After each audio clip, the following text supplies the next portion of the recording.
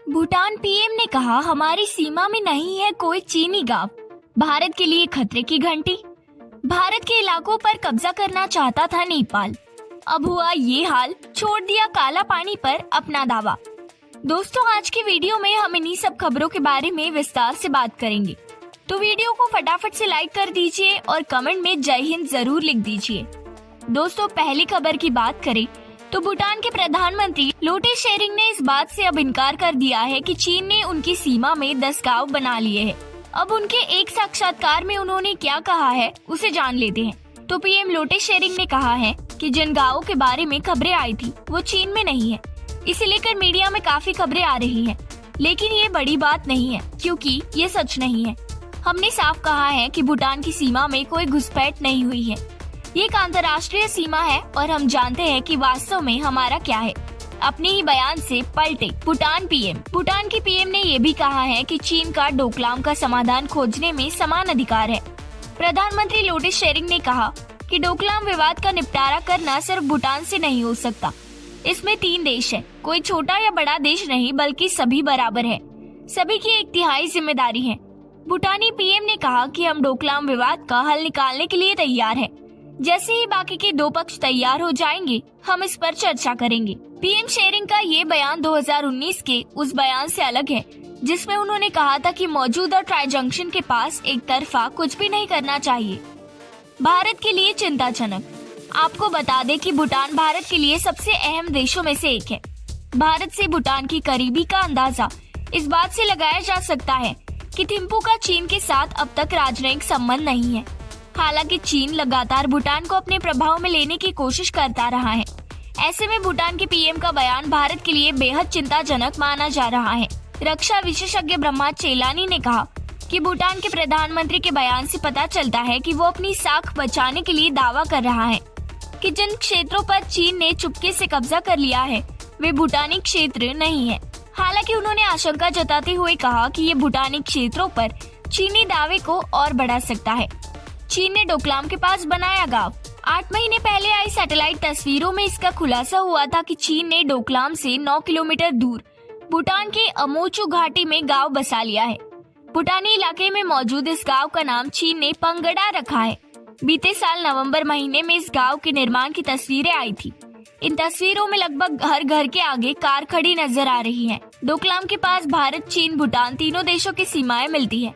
उस tri junction को लेकर भारत चीन के बीच विवाद चलता आ रहा है। डोकलाम पर चीन करता है दावा। ये ट्राई जंक्शन पॉइंट बटांगला नामक स्थान पर स्थित है। चीन की चुम्बी घाटी बटांगला के उत्तर में स्थित है। भूटान दक्षिण और पूर्व में और भारत सिक्किम पश्चिम में स्थित है। चीन चाहता है कि ट्राई जंक्शन को बटांगला से लगभग 7 किलोमीटर दक्षिण में माउंट जिपमोची नामक चोटी पर स्थानांतरित किया जाए। चीनी भूटान के डोकलाम क्षेत्र पर दावा करता है और इसके बदले में वो भूटान को एक दूसरा विवादित क्षेत्र देने को तैयार है। अगर ऐसा होता तो पूरा डोकलाम पठार कानूनी रूप से चीन का हिस्सा बन जाएगा। डोकलाम भारत के लिए क्यों अहम? 2017 में हुए डोकलाम विवाद के बाद से चीन अमोचू घाटी में गांव और रोड कंस्ट्रक्शन एक्टिविटी कर रहा है। ये घाटी चीनी कब्जे वाले भूटान के सबसे बड़े इलाके से करीब 30 किलोमीटर दक्षिण में है। इस इलाके पर चीन ने पिछले साल कब्जा किया था।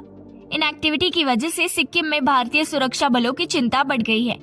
अमोचू के आसपास निर्माण की वजह से चीनी आर्मी रणनीतिक तौर पर अहम डोकलाम पठार तक आसानी से पहुंच सकती है। डोकलाम भारत के सिलीगुड़ी कॉरिडोर जैसे चिकन नेक के नाम से भी जाना जाता है और वो उससे बेहद करीब है। सिलीगुड़ी कॉरिडोर पूर्वोत्तर के राज्यों को बाकी देशों से जोड़ता है। अब दूसरी खबर की बात करें तो नेपाल में कुछ ही महीनों पहले चीन समर्थक सरकार आई है। इस सरकार ने आते ही भारत के खिलाफ काम शुरू कर दिया। चीन ने पता नहीं ऐसी कौन सी गुट्टी नेपाल को पिलाई कि नई सरकार ने आते ही भारत को अपनी ताकत और अकड़ दिखानी शुरू कर दी। लेकिन नेपाल की वामपंथी सरकार की अक्ल और सारी ताकत भी निकल गई। दरअसल कुछ ऐसा हुआ है जिससे नेपाल की अक्ल ठिकाने आने के संकेत मिलने लगे हैं। आपको याद होगा कि 2020 में नेपाल ने भारत के कुल इलाकों पर दावा करना शुरू कर दिया था। ये इलाके भारत के उत्तराखंड राज्य में हैं और नेपाल की सीमा से लगते हैं। लेकिन अब अचानक नेपाल ने अपने पैर पीछे खींच लिए हैं। भारत के इस पड़ोसी देश में छिपकर बैठा है अमृतपाल सिंह। मोदी सरकार ने लिखा पत्र। कहा तीसरे देश भागने की न दे इजाजत। नेपाल के हाल ही में जारी अंतिम जनगणना रिपोर्ट में काला पानी क्षेत्र का डेटा नहीं है। नेपाल का ये कदम महत्वपूर्ण है क्योंकि उसने जनवरी 2022 में जारी प्रारंभिक जनगणना रिपोर्ट में इसे शामिल किया था। डेटा काला पानी के कुटी, गुंजी और नबी गांवों से संबंधित है जो भारतीय क्षेत्र में स्थित है, लेकिन नेपाल अपना होने का दावा करता रहा है। शुक्रवार को जारी फाइनल रिपोर्ट में 3 काला पानी गांवों का डेटा गायब है। सीमा पार के सूत्रों ने कहा कि प्रारंभिक रिपोर्ट 2011 की भारतीय जनगणना के आंकड़ों से लिए गए अनुमान पर आधारित थी, लेकिन वास्तविक गिनती नहीं की जा सकी क्योंकि जनगणना अधिकारी भारतीय क्षेत्र में स्थित इन गांवों में शारीरिक रूप से नहीं जा सके। नेपाल के उप मुख्य सांख्यिकी अधिकारी नवीन श्रेष्ठ ने नेपाली मीडिया आउटलेट्स में कहा कि भारतीय अधिकारियों के असहयोग के कारण हम इन क्षेत्रों तक नहीं पहुंच सके, लेकिन हमने आकलन किया है कि इन क्षेत्रों में लोगों की कुल संख्या है 500 से कम। हमने अंतिम रिपोर्ट में इस क्षेत्र की जनसंख्या को शामिल नहीं किया क्योंकि सत्यापन कठिन था। वहीं अपनी जनगणना में काला पानी गांवों के डेटा को शामिल करने के नेपाल के प्रयासों पर प्रतिक्रिया देते हुए कुटी के निवासी कुंवर सिंह ने TOI को बताया कि कुटी, गुंजी और नबी भारतीय गांव है और रहेंगे। नेपाली जनगणना का हमसे क्या लेना देना है? इस बारे में आपको क्या लगता है, जरूर बताइए। वीडियो को लाइक कीजिए और चैनल को सब्सक्राइब कीजिए।